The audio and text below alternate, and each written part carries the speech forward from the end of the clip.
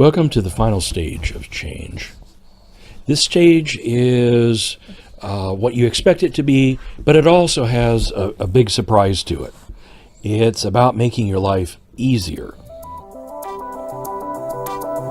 Stage 5 has a few different names. The research group that originally studied the stages gave it a simple name, and I've added a few more to really identify what happens in the stage. The Prochaska group gave it a simple name, Maintain. Remember, they came out of the model of psychotherapy and medicine, and they were working with people to overcome very strong, very negative health habits and replace them with positive direction, positive habits.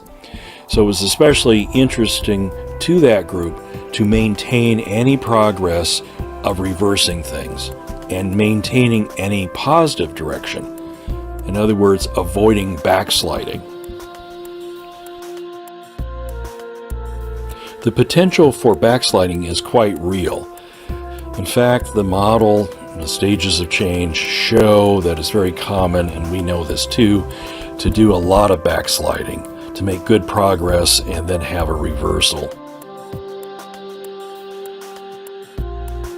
The research group believes that the best way to maintain is to keep an awareness on what were our original obstacles, what kept us in pre-contemplation, for instance, or what confused us, or what caused sort of a foggy view of where we needed to go next, or what lack of confidence points did we bump into earlier. It's all that which held us back, all that which confused us or caused us pain or caused us fear about moving forward, of keeping track of it. We keep track of it to bring energy to it, maybe find ways to hold it back, find ways to solve it, find ways to have other people help us maintain where we're at and help us over our weak spots. And we keep an eye out for it because when we're not paying attention, it will come creeping back in. When we're fatigued, when we're confused, when we're down, when we're distracted, or when we take a good-sized break away from our work, a lot of that negative stuff will be creeping in. Maintenance isn't the only thing that we should be doing in Stage 5. I've added Master or Mastery. This is the time that we need to master those skills skills of how to work that we were first introduced in working our way through in Stage 4, of getting down these skills of engagement and of throwing ourselves into our work and more, to the point of not just being familiar with them, not lightly touching them, but really incorporating them in our work and into our daily lives.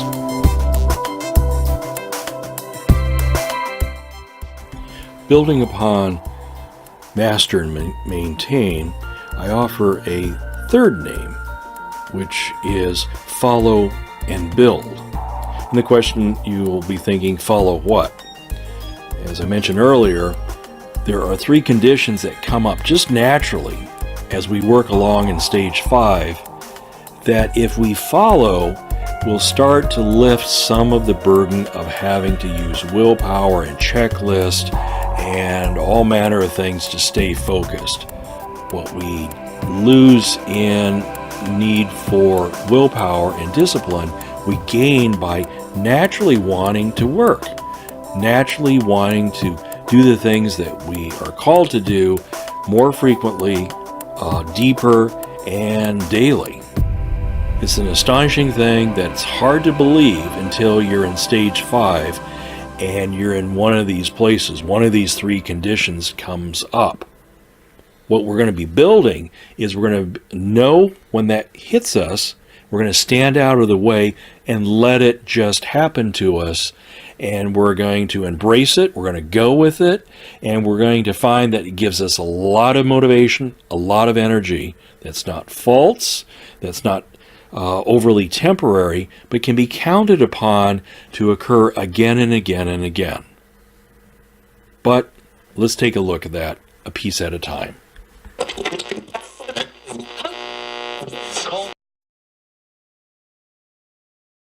There was a time that you were fascinated by something.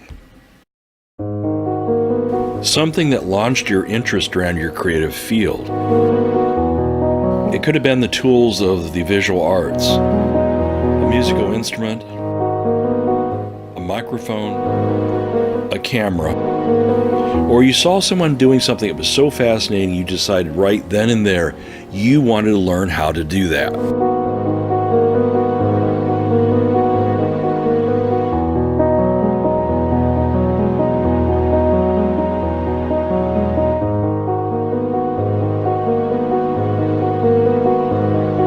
When it first captivated your interest, it filled your mind and heart. It was hard to think or do anything else, and it was hard to let it go.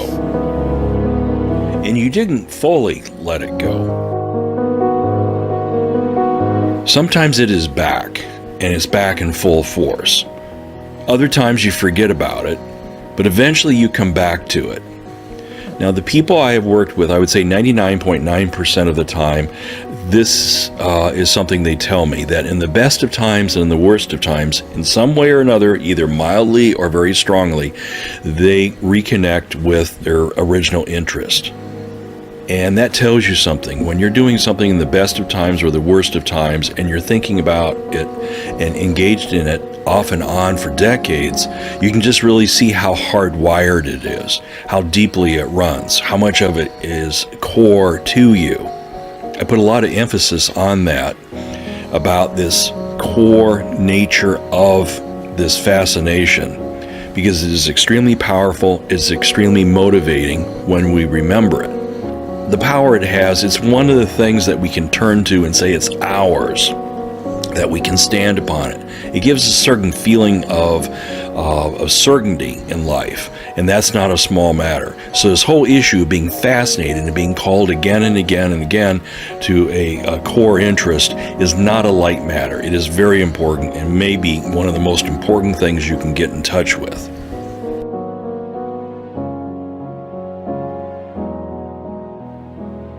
I've given a name to this force. I call it captivation.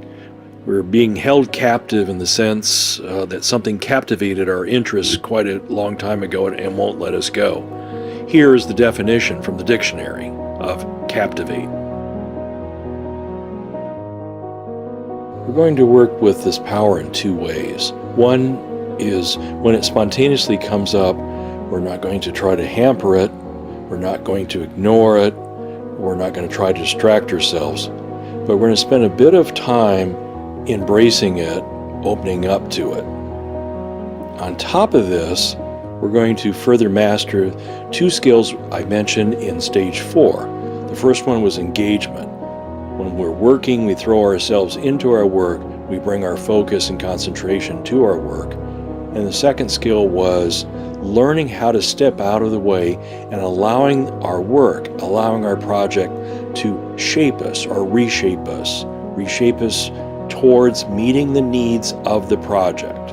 Less of ourselves and more of the moment-to-moment needs of the project, putting that first. The combination of those two approaches will greatly enhance the amount of captivation that will be coming into our lives and how much we can build upon that power, and also how long we can keep it. Captivation has a special power, as I mentioned earlier. It is a motivator. It won't rocket you to work all the time because it's not always there, and it's not always there in its intensity. But if we can find it, stay close to it, and re-energize it, it's going to re-energize us. It's going to motivate us to do work.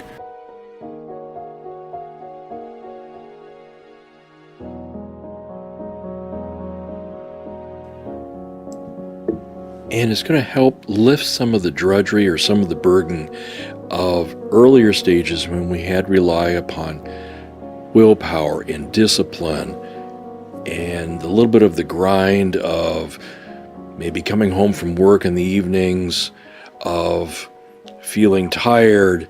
But when we're in touch with this captivation, it gives us wings. It makes willpower and discipline less needed or more of a light touch, And it allows us to make a shift, a mental shift, which allows us to get into our work even at the end of the day or at other times when we think that we just didn't have or don't have what we need. It gives us wings, and through captivation, we can work.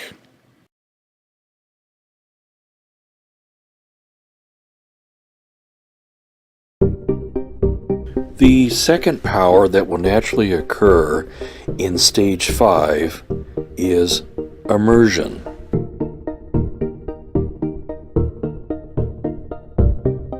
Turning unnecessarily to the dictionary again, immersion is the action of immersing someone or something in liquid, so they're surrounded by liquid, or deep mental involvement.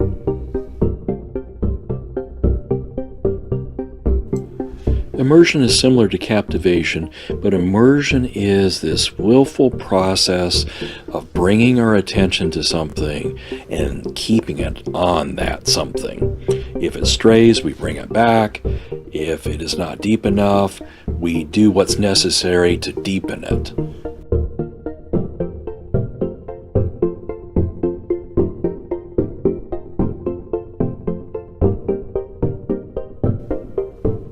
In this deepening, we get something else beyond what we're expecting. What we expect is immersion will keep us focused, will keep us concentrated, it will keep us doing better work, it will keep us from straying.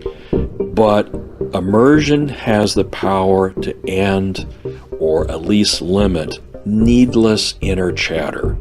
Very, very distracting inner chatter that leads to self-doubt, a lack of confidence, and so many questions so that we end up paying more attention to these questions than doing our work. The process is, if we can immerse ourselves in our work, in the moment-to-moment work, it breaks down this mechanism of inner chatter. By closing down inner chatter, we end up with more energy, with increased focus, increased concentration, and increased immersion. This is a very powerful process that releases us to do more work and also releases us to immerse even more.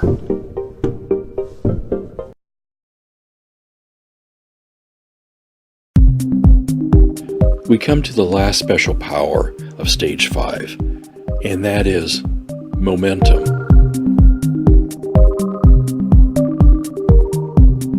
From our dictionary, momentum, strength or force gained by motion or by a series of events. For instance, the wagon gained momentum as it rolled down the hill. We probably are not going to notice it because we've been working so hard in all the previous stages, including this one. But things are happening. There is a quiet momentum that's building. For instance, our world is probably larger now than it was in, contemplation or even preparation, because we're out there, we're meeting people that are within our field, we're bringing in all sorts of ideas and materials and tools, and those build upon each other. We start to put more pieces of the puzzle together, and the more we put together, the faster we can put them together, and the faster we're putting them together, the broader we can look.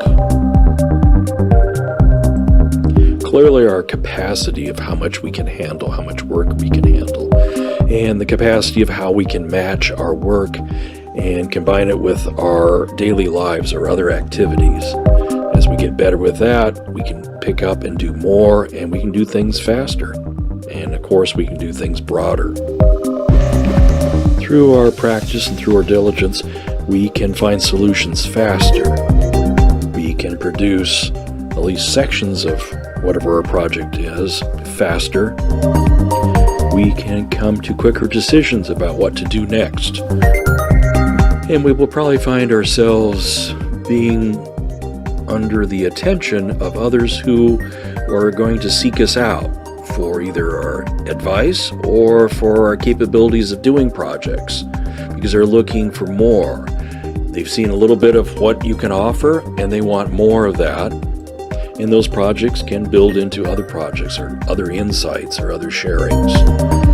Once we make this commitment to go down this path through the stages of change, and once we open to that which really fascinates us and captivates us, and when we allow ourselves to get out of the way, the world does seem to not only go deeper and provide us with more satisfaction and allow us to flourish more, but it does seem to speed up a bit. We see more opportunities, and opportunities see us.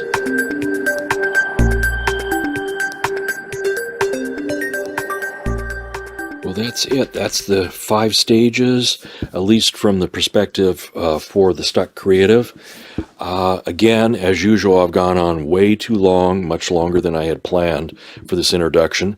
I hope you have found this of some value.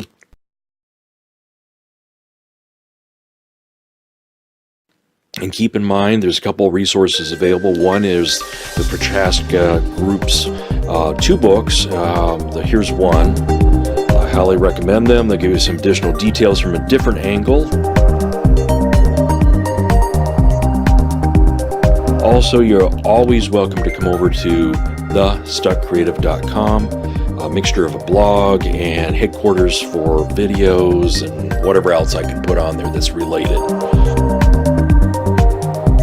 This is Gary Goodwin, founder of The Stuck Creative, and see you soon.